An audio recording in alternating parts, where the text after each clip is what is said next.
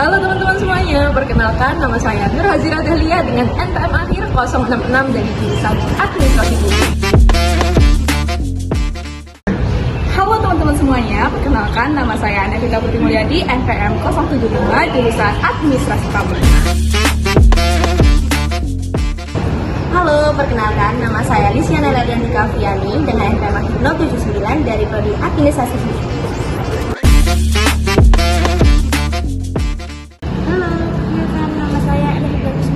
Dengan NPM akhir 218 dari jurusan Administrasi Publik.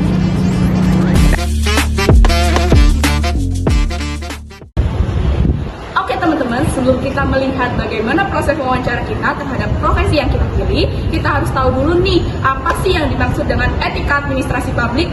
Nah, etika administrasi publik adalah seperangkat prinsip moral dan nilai-nilai yang mengatur tentang perilaku dan tindakan para administrator publik dalam menjalankan tugasnya untuk melayani masyarakat. Nah, teman-teman, etika administrasi publik itu sangat berkaitan erat nih teman-teman sama etika profesi. Apa sih yang dimaksud dengan etika profesi? Etika profesi adalah pedoman moral dan perilaku yang mengatur tentang bagaimana seorang profesional itu untuk menjalankan tugas dan tanggung jawabnya dalam bidang kerja. Nah teman-teman, etika profesi itu sangat penting teman-teman, karena menentukan bagaimana kredibilitas suatu organisasi atau instansi. Kalau misalnya teman-teman ingin mempelajari lebih dalam, bentar lagi ada teman saya yang menerangkan dengan alasan-alasan penting dari etika profesi. Berikut ini beberapa manfaat yang menjadi alasan penting etika profesi, yakni yang pertama, memberikan rasa tanggung jawab. Yang kedua, sebagai pedoman prinsip profesionalitas. Yang ketiga, meningkatkan kredibilitas perusahaan atau organisasi. Yang keempat, menciptakan ketertiban dan keraturan. Yang kelima, sebagai kontrol sosial. Dan yang keenam, meningkatkan kesejahteraan anggota. Yuk kita langsung lihat wawancaranya. Oke, baik teman-teman. Jadi di sini kita sudah bersama salah satu dosen dari Prodi Administrasi Publik. Sebelumnya perkenalkan nama saya Lisyana Ladiantika Fiani dan teman saya perkenalkan nama saya. Oke, jadi di sini kami akan mewawancarai salah satu dosen administrasi publik yang dimana akan menjelaskan mengenai profesi etika, khususnya pada profesi dosen itu sendiri. Perkenalkan diri terlebih dahulu. Assalamualaikum warahmatullahi wabarakatuh. Selamat sore ya teman-teman ya. Perkenalkan nama saya Erwin Indonesia. Saya selaku dosen administrasi publik UPN Veteran Jawa Timur. Oke, jadi teman-teman langsung aja buat wawancaranya ya. Pertanyaan pertama, menurut Pak Erwin, bagaimana sih pendapat Bapak mendefinisikan etika profesi, khususnya pada profesi dosen itu sendiri? Terus seberapa penting sih Pak bagi dosen untuk bisa mengetahui integritasnya, yakni sebagai profesi dosen itu sendiri? Oke, yang pertama dulu Mbak. Iya. Tentang Definisi etika profesi. Menurut saya definisi etika profesi yang benar etika atau etik moral dimiliki oleh sebuah dosen. Kaitannya kan dosen. Iya. Dosen etikanya seperti apa? Idealnya etika yang diharapkan itu adalah etika yang baik dari harapan dari masyarakat, dari lingkungan. Yang baik bagi dosen, jadi yang pertama plagiasi itu dilarang. Itu yang paling utama ya, ketika sebagai dosen plagiasi. Kemudian juga ada kata bagaimana dia dalam menyampaikan kepada siswa, kepada masyarakat itu menggunakan bahasa yang baik dan sesama seperti itu. Kemudian pada kita akan berperilaku, ya kan? Dosen kan guru ya, guru dan ditiru. Kalau perilakunya buruk, perilakunya jelek ya, tapi secara tidak langsung mau nggak mau kan mahasiswa itu juga akan meniru gitu ya.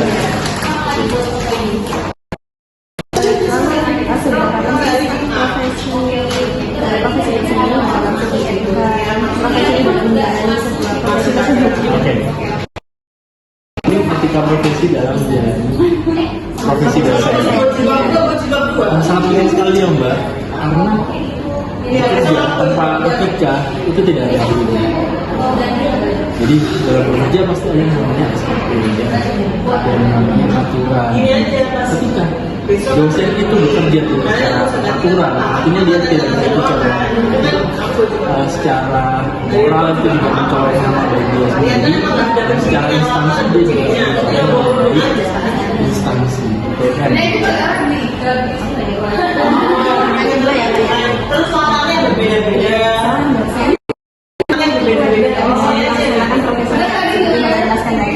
Apa saja sifat kewajiban tersebut yang menurut Pak Erwin sebaiknya atau seperti apa yang harus dimiliki seorang dosen selain dari Bapak sebutkan tadi tentang variasi maupun tutur kata.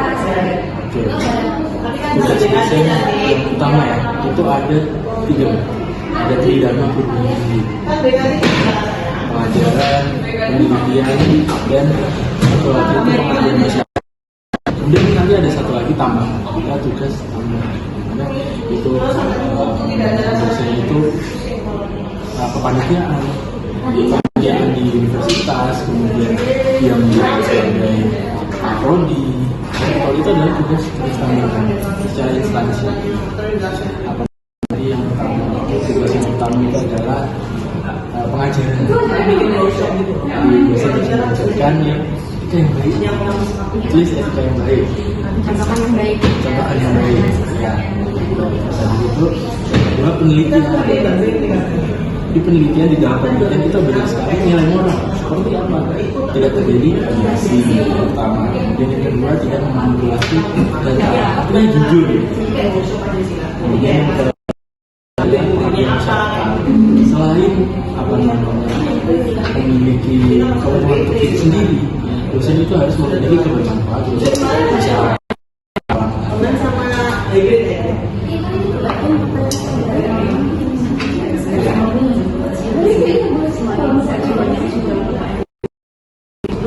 Tentunya selain kewajiban pasti ada profesi dosen yang menurut ini tuh tindakan apa saja sih yang termasuk pelanggaran etika dan profesi dosen? Ada pasalnya. Mungkin bisa dikatakan dari etika pelanggaran yang dari aturan dari bisa salah. Kalau secara peraturan, utamanya di UPN ini pelanggaran ringan, yaitu tidak boleh bolos. Ya, sebagai dosen juga boleh bolos, ya, karena ada absen segala macam itu juga diperhatikan di situ. Kemudian pelanggaran sedang mungkin mungkin bisa plagiasi,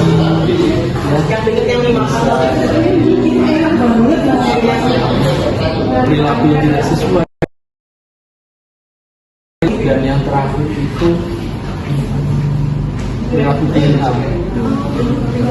kriminal seperti narkoba, ya, kemudian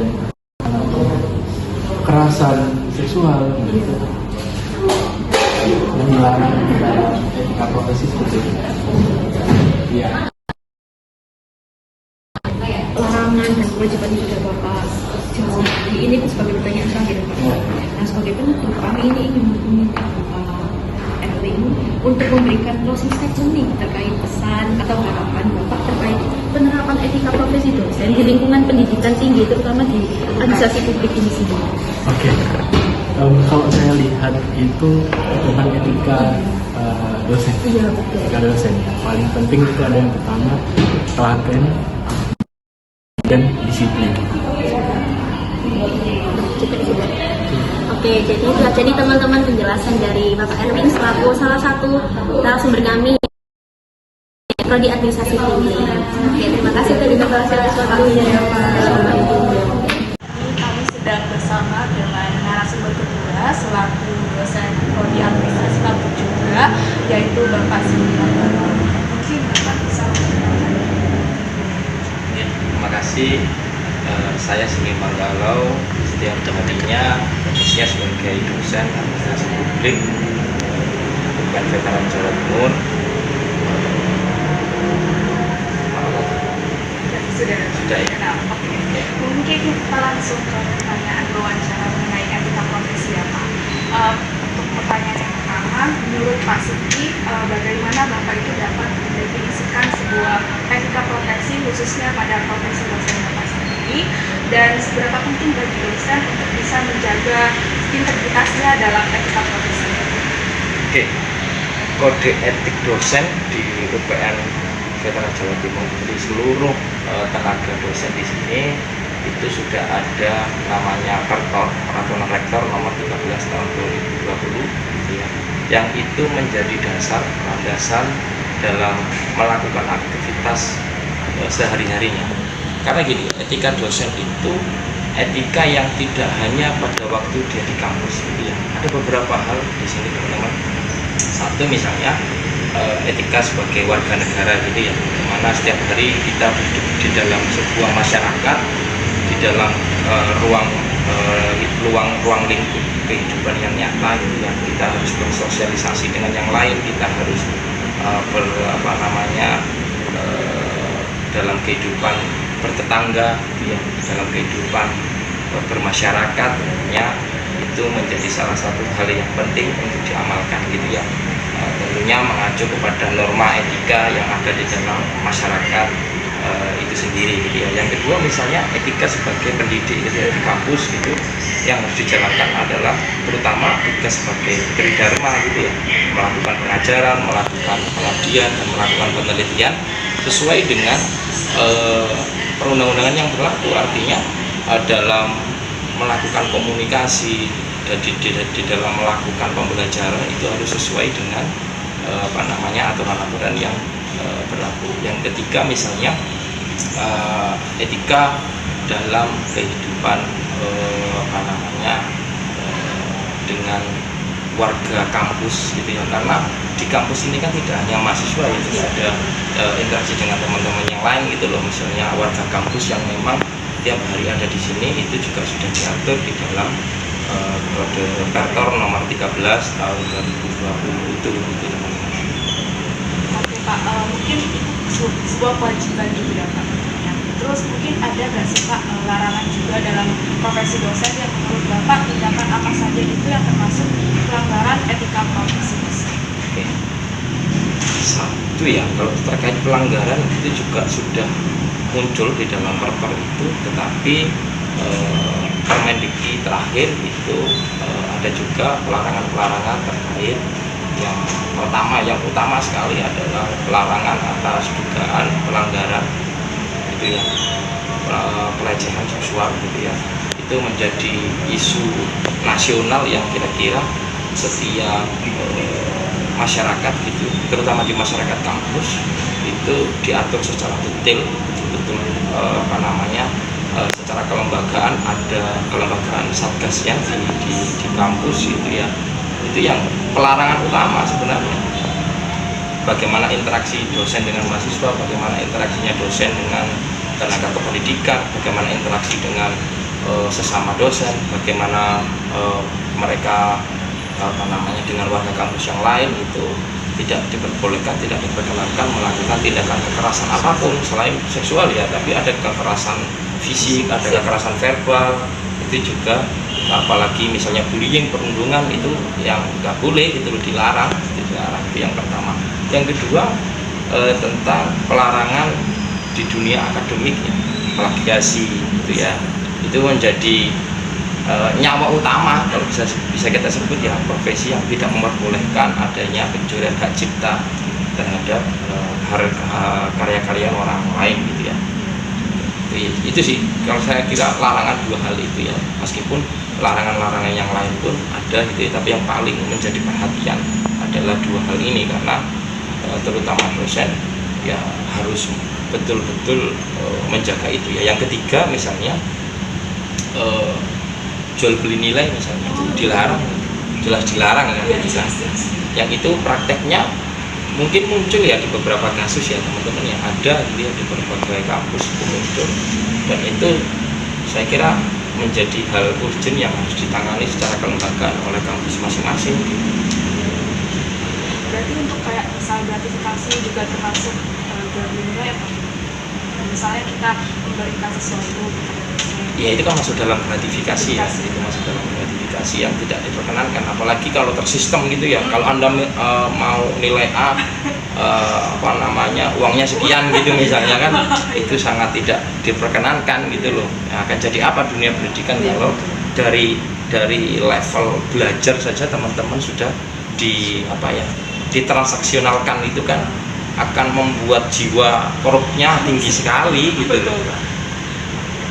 Mungkin tadi sudah dijelaskan oleh Bapak tentang kewajiban, tentang larangan, juga untuk pertanyaan yang terakhir nih Pak, sebagai penutup kami ingin meminta Bapak buat closing statement terkait pesan ataupun harapan Bapak terkait penerapan etika profesi dosen yang ada di lingkungan pendidikan tinggi, terutama di prodi Administrasi Publik. Harapannya semua dosen memahami dengan betul apa yang menjadi hak dan menjadi kewajibannya, apa yang menjadi kenormalan etika di dalam bersosialisasi gitu ya. Karena pengawasan itu menjadi penting. Pengawasan yang paling penting adalah pengawasan yang dilakukan oleh teman-teman di sekitarnya. Jadi bisa mengingatkan antar sesama dosen, itu penting juga. Yang setidak-tidaknya di ruang lingkup paling bawah gitu ya. Paling tidak dosen di dalam ruang lingkup seprodinya ini itu mampu mengingatkan satu dengan yang lain, kira-kira gitu. Jawil untuk jangan loh, karena ini nggak secara etika nggak baik loh. Itu kan bisa dilakukan pengawasan di teman-temannya sendiri. Kalau ada kasus yang lebih besar gitu, yang lebih tersistem, saya kira itu menjadi tanggung jawab pimpinan yang di ruang lingkup yang lebih tinggi ya, baik di dekanat maupun di level universitas. Saya kira itu sih intinya.